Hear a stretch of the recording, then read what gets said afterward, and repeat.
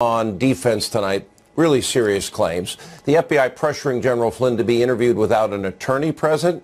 Well, that has now got the attention of U.S. District Judge Emmett G. Sullivan. He's now ordered Mueller to hand over all documents related to the Flynn interview by 3 p.m. tomorrow. And on top of that, then you have James Comey on tape boasting, we totally took advantage of the fact that this is a new administration. We wouldn't have done this in the Obama or Bush years.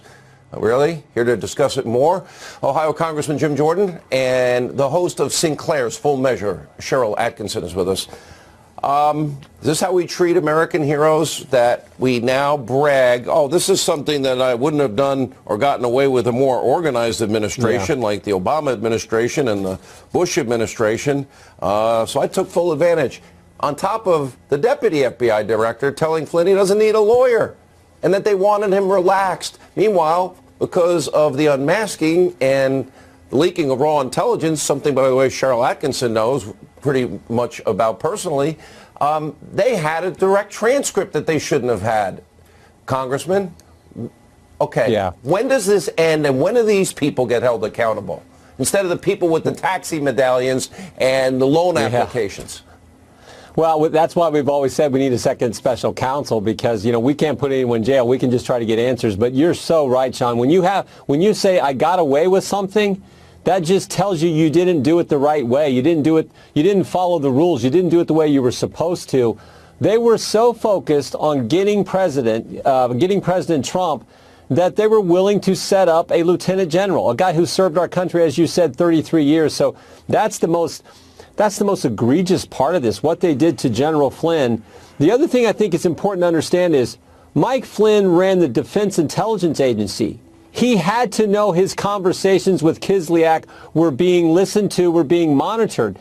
So he had to know that. There's no reason for him to come in there and say something that wasn't true. He just got caught because he didn't know they were setting him up like they did. And so Judge Sullivan demanding these documents is exactly what needs to happen. The dynamic trio, Comey, McCabe, and Strzok, Cheryl Atkinson. You could relate to this, I'm sure, in your own way, especially on masking surveillance issues. But more importantly, I can't believe this has happened in our country. I don't care where you stand on the political spectrum. I think you're getting at what I think is the bigger story, really, and is underreported in terms of how big it really is, which is the surveillance and other alleged abuses implemented by some bad actors in our intelligence community. And the problem is, I'm glad if Judge Sullivan is flirting around the edges of this in the Flynn case, but who ultimately does anything about it, because those accused, as in the government computer intrusions to me or other things that we've talked about, are the ones who have the prosecutorial authority. And if they're not going to agree to investigate themselves and prosecute themselves, and so far they haven't, then where do you turn in all this? I don't know how we remedy this between... You go back to, they're all the same characters in this play. Yeah. And, it's Strzok and Comey writing an exoneration before investigation. She was guilty. Biggest slam dunk obstruction case ever with the email server and not responding with a subpoena and erasing and bleach bit. And then, of course, the FISA abuse. James Comey's admission, Jim Jordan, they didn't vet it, but he put his signature on this thing to spy on an opposition party candidate. They've committed fraud against the FISA court. They don't even tell the judge who paid for it. So, it may have a political taint to it. That is not how things are supposed to work under this Constitution, under our Fourth Amendment rights. No, you're exactly right. He said in the deposition last week that he didn't even know that they had a legal duty, if there was a legal duty, to present exculpatory information to the FISA judge. Of course you have to do that. And for the head of the FBI to say he didn't know that they technically had a legal duty to do that is scary. The other thing I come back to, Sean, is never forget the bias that exists with these key people. McCabe, Comey, Strzok, Page, Baker, these key people. Remember the name they gave the Clinton investigation. Mid-year exam, something they had to get through. They knew the fix was in. They were going to get it taken care of, kind of get through the mid-year exam. But what was the name they gave the Trump-Russia investigation?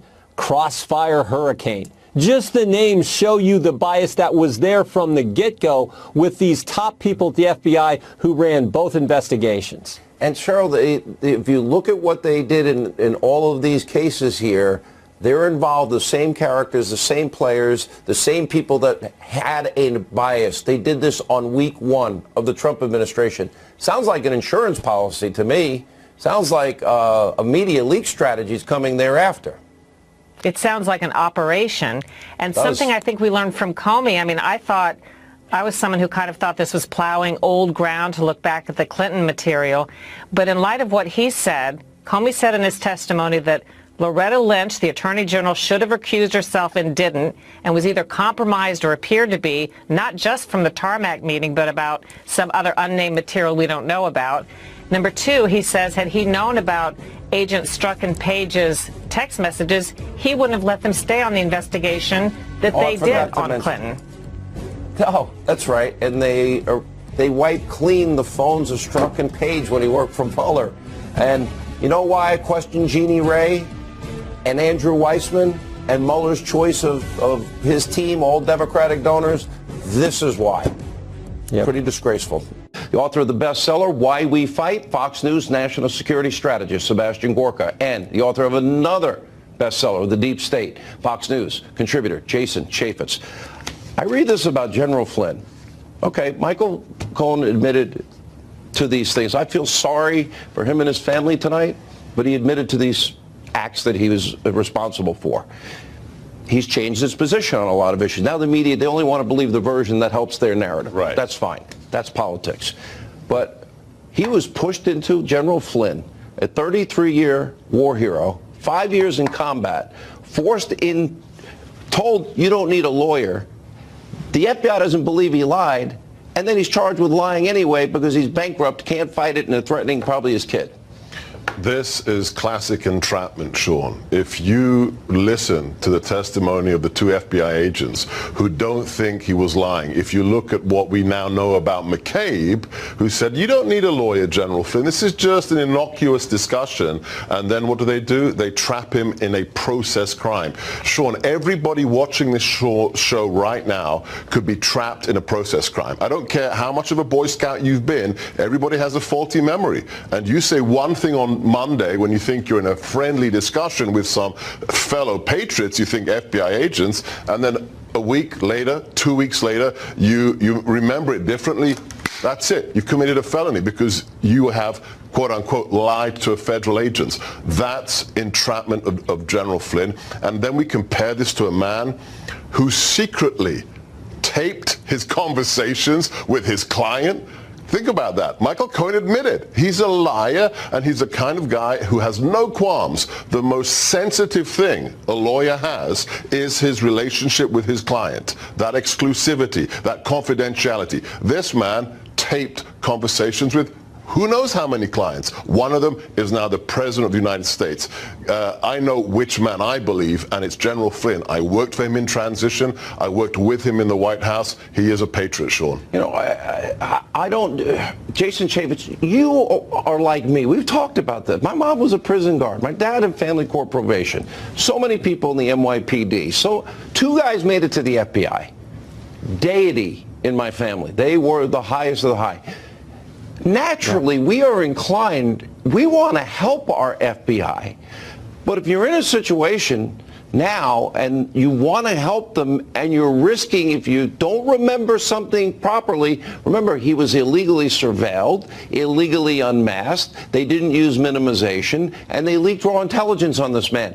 Nobody cares about the crimes that were committed where they literally had the transcript. So anything that's not perfectly matched up in an interview to the transcript means that's a lie. That's how they're going to view it. 33 years. This is how we're going to treat this man and tell him, advise him, don't have a lawyer. What does that tell people that instinctively, like us, want to help our FBI? Not these corrupt officials at the top, rank and file, good field office FBI agents that are protecting this country. Well, look, my grandfather was a career FBI agent. We have a great affinity for the FBI, but the upper echelon, it is now well documented, the bias and the animus that they had. And we have a great deal of thanks for General Flynn. And you're right, 33 years of service. What's also very striking to me, though, Sean, is the difference in the way justice was played out. Because I was a very key player in what was going on in trying to get to the truth with Hillary Clinton and her email and the transfer of classified information to a non-classified setting, putting people's lives in danger. I mean, real lives in danger. And yet the 5 people around Hillary Clinton, they all got immunity agreements with no requirement to cooperate with the government, no ability for us, say in Congress or the Inspector General's office, to make sure that we could go back and get the truth about them. And then you contrast how the FBI was acting with Flynn and Cohen and others, and it just doesn't feel like justice is balanced. Where is Horowitz on FISA abuse? Will we ever have an investigation into Hillary and the violation of the Espionage Act? Or let's say Dr. Gorka, forget me. Dr. Gorka has subpoenaed emails and he deletes them, wipes his hard drive clean, busts up his devices. Is he getting off? Yeah. I don't think he's getting off. I think he's going to jail. I got the wrong last name. No, you support this president, so that Right. means there's a double standard. When is that? Where is that justice? Or do we not have justice or equal application of our laws in America anymore? Well, it doesn't feel like we are having that equal application of justice. I know that the Inspector General is looking into the FISA abuse. That has expanded, and I don't think we're going to hear about it until the spring or so, because there's something like 1 million documents that they're probably having to sift through to get there. Now, once we have that information, the Inspector General can't prosecute. We have not had, Donald Trump has not had shouldn't we have an had Attorney a special General counsel for 2 years. On all of these other issues? Well, we should have a special for example, counsel. Uranium yes. One. And we need a real Attorney General. Yes. We gave Putin We need both. 20% of our uranium and we have to import it. The FISA the warrant, where literally a dossier is paid for, Dr. Gorka, with Russian lies. Not only that, I think the biggest story is still out there, and that's the unmasking. I mean, we've talked about, for 6 minutes, about General Flynn, a patriot who was trapped by a political use of the intelligence community and law enforcement.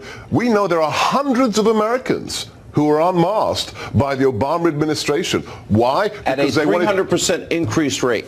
Right, and then what happens? 2016. Just before the inauguration, the president says, oh, let's share all of this intelligence with 7 times as many agencies as we did before, because who knows, maybe we can bring down the presidency. That's what we're talking about. The politicized use, the weaponization of the intelligence community, and potentially hundreds of Americans are affected, Sean. You know, and let's stay on that, because if we really cared about Russian influence in the election, which has now evolved into, well, Donald Trump may have committed a felony campaign finance violation, with no lawyer is ever going to buy into, intelligent lawyer that is, right, except for these crazy dumb TV pundits that are way overpaid and just incendiary in their hatred for 2 years of Donald Trump. So the question is, are we really going to allow somebody who paid for Russian influence with funneled money, interestingly, campaign finance violation perhaps, to a law firm, legal expense, not true, foreign national, Russian lies, fed to the American people, influenced the election, and money kickback and a uranium deal that was signed off on? You can't tell me that this is about Russia, because if it was about Russia, we would be after these issues. They're not after them. It's just like they only cared about Kavanaugh if he did something inappropriate, wrong. But they didn't care about Keith Ellison or Michael Avenatti. They didn't jump the gun in those cases, which means they really just care about the politicizing of these issues. Isn't that what it's about?